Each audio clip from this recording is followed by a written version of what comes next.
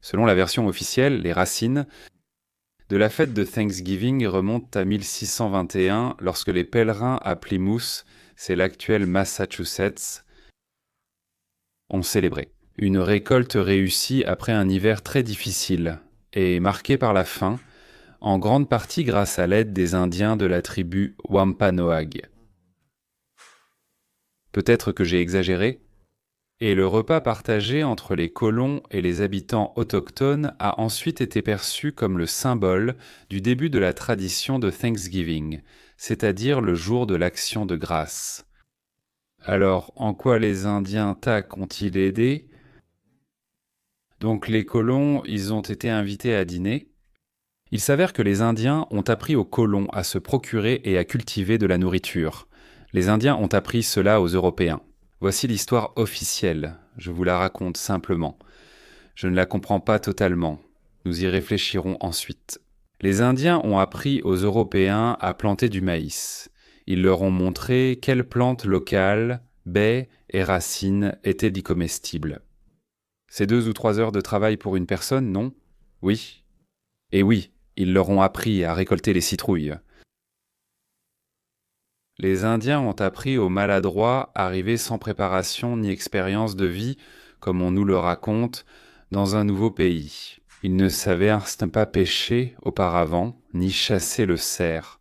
Autrement dit, les Indiens avaient des méthodes de chasse au cerf inconnues des Européens. C'est-à-dire que sur les 102 personnes arrivées, 2 sont mortes en route et 100 ont mis pied à terre. Lors du premier hiver, 50 sont morts, soit la moitié. Ceux qui ont survécu ensuite ont fait une récolte et ont invité les Indiens. C'est intéressant qui étaient ces gens. Peut-être qu'ils étaient amas comptables, vendeurs de glace, une chorale de garçons d'église, ou peut-être des coiffeurs venus en Amérique sans rien savoir. Non, ni en agriculture, ni en chasse comme on essaie de nous le faire croire. Non, c'était des fermiers. Eh bien, des fermiers, oui, ou des locaux. Ils savaient planter, pêcher, chasser, construire, élever. Donc, ils n'avaient pas besoin d'être. Ils sont arrivés déjà avec la capacité de faire tout ce qui est nécessaire pour survivre. Alors, où est donc l'histoire? En quoi les Indiens les ont-ils aidés? De plus, ils étaient financés par des investisseurs. On leur a donné de l'argent pour louer un navire, des provisions, des outils, des armes, des graines à semer. D'abord, quelqu'un a fait une reconnaissance, puis un plan a été élaboré et des personnes aptes à bâtir une nouvelle vie ont été recrutées. La plupart des pèlerins n'avaient pas de capital, donc ils participaient en tant que main-d'œuvre. Ils partaient en aparté pour travailler, donc on vérifiait leur capacité à travailler, à semer, à construire, à pêcher, à chasser. Et peut-être que la pêche et la chasse sont très différentes en Amérique. En quoi la pêche est-elle différente en Amérique par rapport à n'importe quel autre endroit sur la planète? Et si c'est différent, alors ce sont des pisteurs d'élite. Tout a été clarifié, expliqué et les gens préparés. Mais alors, en quoi les Indiens les ont-ils aidés? Et en général, toute cette histoire paraît, étrange, au minimum. Oui, comme une invention, et en plus pas très réussie, faite à la va-vite, un peu bâclée. C'est-à-dire, comme toute l'histoire de l'humanité, tout est déformé, modifié et adapté aux intérêts de quelqu'un. Lesquels, pourquoi, dans quel but, quelle est cette histoire? Alors, qu'est-ce qui s'est réellement passé? Un groupe de financiers londoniens appelé Merchant Adventures, un groupe bien connu, a affrété le navire Mayflower en 1600 et ils ont recruté 102 participants pour l'expédition. Les participants se sont engagés à travailler pour les propriétaires. Ils étaient sélectionnés. Simplement, toi, tu es chétif. Toi, tu sais faire ça? Non, pas toi. Ils ont choisi de bons travailleurs. Donc ils devaient arriver sur une nouvelle terre, s'y installer et envoyer en Angleterre des fourrures, du bois et d'autres choses. Là-bas, il fallait tout dire, donc à partir des bénéfices. La dette des colons diminuait progressivement, c'est-à-dire qu'on leur avait payé tous ces déplacements, on leur avait prêté de l'argent, Et ils ont dit, maintenant envoyez, disons, telle quantité de ceci ou de cela. Jusqu'à ce que la dette soit entièrement remboursée, les pèlerins devaient la travailler là où la direction leur disait. Et tous les gains étaient mis en commun. Une part allait aux investisseurs, une autre était vendue ou utilisée sur place, et le reste partagé uniquement entre les colons. C'est-à-dire que, quoi que tu fasses, tu recevais exactement autant que ton voisin, qui pouvait faire 2 fois plus que toi, ou même ne rien faire du tout.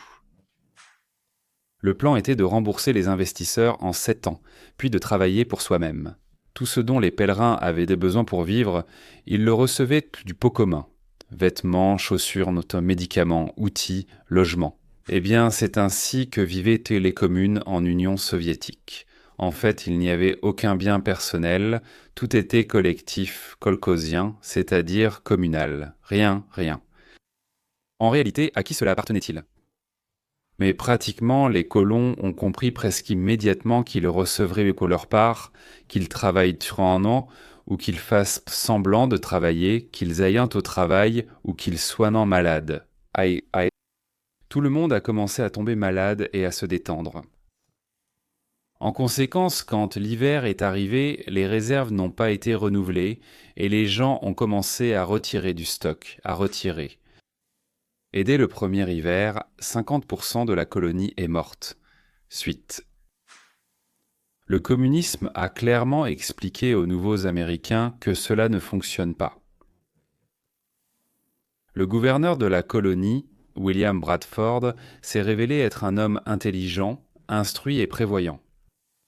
À ce sujet, a-t-il dit aux colons, la caisse commune, la commune et la propriété collective prennent fin. Les colons restants ont divisé les terres en parcelles.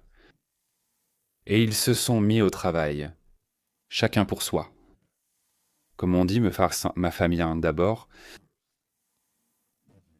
L'individualisme, l'accumulation, la recherche de la propriété, du bonheur et de l'intérêt personnel sont naturels. Ce qui ne veut pas dire que tu n'aides pas ton voisin ou que tu fais du mal à quelqu'un qui n'est pas membre de ta famille, c'est juste que ta famille la passe avant tout, en premier. Et aussi, si tu ne plantes pas toi-même, si tu ne surveilles pas la récolte et si tu ne la ramasses pas, copain, tu n'auras rien à manger. Et tout le monde a eu de la nourriture sur la table. Il y en avait tellement qu'on pouvait organiser un festin de 3 jours et inviter les voisins qui se sont avérés être des Indiens. D'ailleurs, ils étaient très amicaux et aidaient les pèlerins pendant l'hiver difficile. Parfois, ils apportaient leur du poisson, parfois, ils attrapèrent une dinde sauvage, parfois, ils nourrissaient les enfants avec des galettes. Ainsi, la fête de Thanksgiving n'a pas été instituée pour remercier les Indiens de leur avoir appris à pêcher, même si, bien sûr, on les remerciait pour ce qu'ils avaient entrevet. Ni aux investisseurs, ni même aux gouverneurs qui avaient sauvé les pèlerins de la mort par la faim. La fête de Thanksgiving était dédiée à Dieu qui avait éloigné des colons le spectre du communisme, les avait immunisés et leur avait donné la possibilité de vivre des fruits de leur propre travail. Les colons remerciaient Dieu pour la leçon rédacteur qu'ils voulaient transmettre de génération en génération. Seul le travail pour soi-même, seule la motivation par la nécessité, puis la possibilité d'atteindre tous les sommets.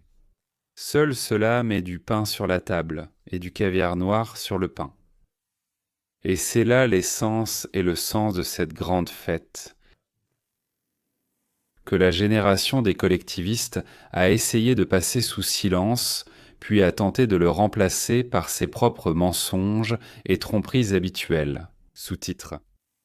Alors messieurs, buvez aujourd'hui, levez votre verre, votre coupe, votre tasse, votre seau. À ce qui est personnel, à soi-même, à la responsabilité, à cette journée merveilleuse, à la journée de gratitude, et à nous, bien sûr, à nous tous.